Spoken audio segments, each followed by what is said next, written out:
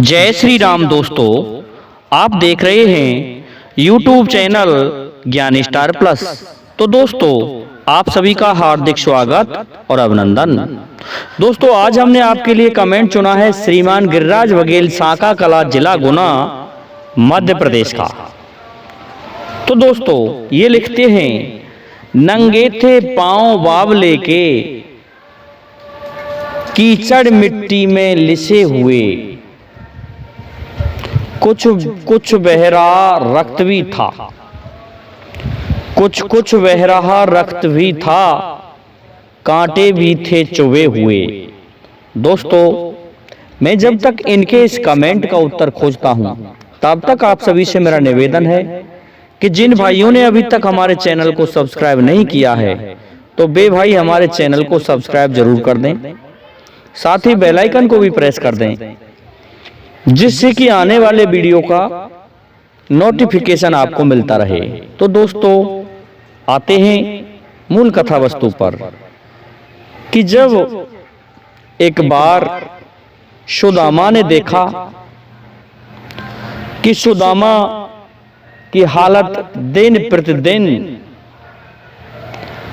प्रतिदिन गरीबी की ओर अग्रसर हो रही थी, और यहां तक है अड़ोसी पड़ोसी गांव वालों ने भी उसके लिए कुछ देना बंद कर दिया था, क्योंकि उसे तो उनके सखा, उनके प्रिय भगवान कृष्ण का एक श्राप था कि तुम दरिद्री बनोगे।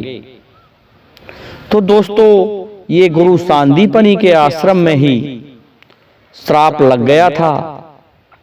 अब क्या होता है कि सुदामा भूखा रहने लगता है।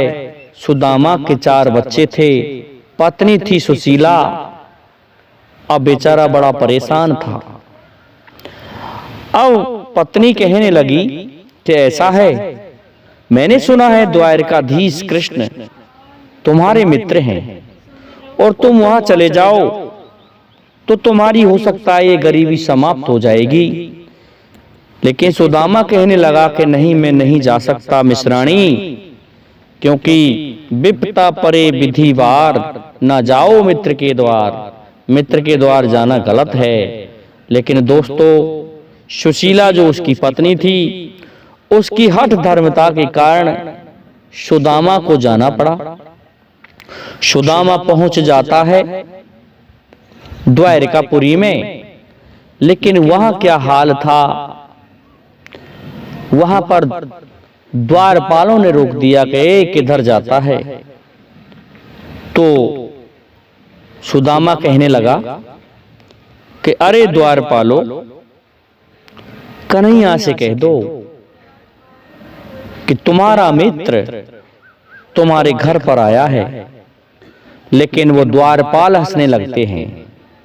उसी समय वहां होके अक्रूर जी निकल रहे थे। अक्रूर जी कहने लगे, क्या बात है, और ये कौन है बेचारा फटे हुए कपड़ों में। कहने लगा कि कन्हैया का मित्र बनता है, ब्रज से आया है और बताता है कि कन्हैया मेरा मित्र है। तो इस बात को सुन के अक्रूर जी कहते हैं कि ठीक है, इनको मिलाओ और इनकी सूचना पहुंचा दो। जब उनसे कहा कि तुम चले जाओ, तो कहने लगे, अब मैं नहीं जा सकता, मैं इतनी दूरी से आ गया हूं, तो कन्हैया खुद यहां चल के नहीं आ सकता कि उनका मित्र आया है। दोस्तों, वैसा ही हुआ। जाकर के द्वारपाल ने सूचना दी कि भगवान सुदामा अपना नाम बता रहा है, धोती फटी और लटी दुपटी। ऐसा है, उसकी धोती फटी हुई है, जिसमें सलवटें पड़ी हुई हैं, सलें पड़ी हुई हैं, और अब बतावत है अपनो नाम सुदामा।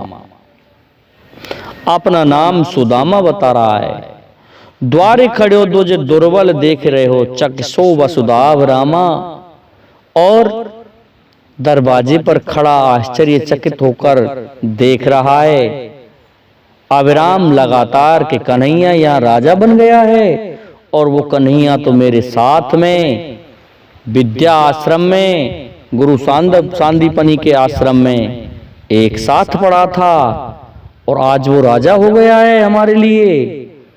इस बात को सुना भगवान ने तो भगवान नंगे पैरों ही दौड़ते हैं, पहुंच जाते हैं सुदामा के पास में और कहते हैं, अरे सुदामा। लेकिन सुदामा कहाँ सुनने वाला था। सुदामा को पकड़ा और लेकर के आया कि तुम जा क्यों रहे हो। तो सुदामा कहने लगा कि तुम आ क्यों नहीं रहे थे। ले जाते हैं प्रभु। तो दोस्तों देखते हैं तो नंगे थे पांव बाबले के, सुदामा के पैर नंगे थे।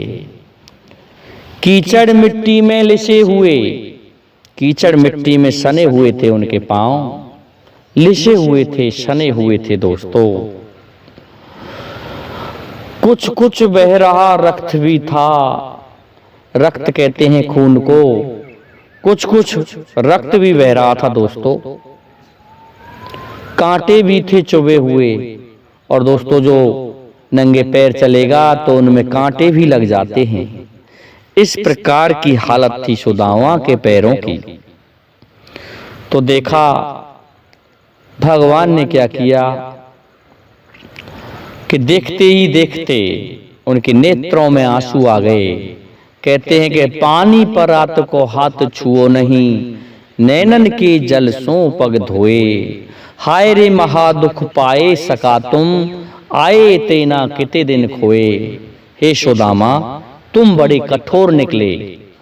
मैंने तुमसे कहा था कि भैया तुम्हारा कोई भी काम पड़े तुम मुझे बोल देना, मेरे पास आ जाना। लेकिन तुम इतने कठोर निकले कि मेरे पास भी नहीं आ पाए।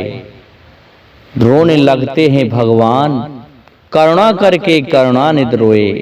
इस प्रकार से प्रभु रोने लगते हैं और इतने नेत्रों से आंसू बहे कि बिना पानी को हाथ में लिए ही उनके पैर पखार दिए नेत्रों के जल से ही।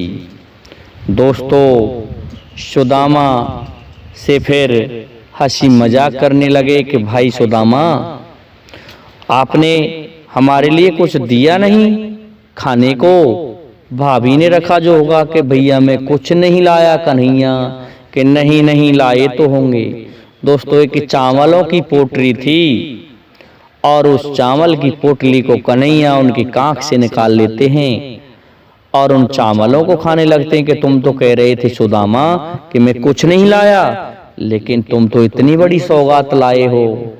दोस्तों उन चावलों का मूल्य चुकाने के लिए भगवान तैयार हो गए।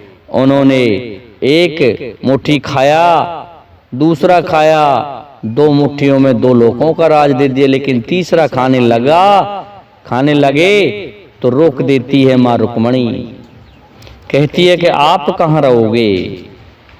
रुक जाते हैं कन्हैया। इस प्रकार से भगवान श्री कृष्ण ने ये देखा। तो ये जो पहेली है कृष्ण और सुदामा की मित्रता पर लगती है। दोस्तों आज के लिए इतना ही काफी है।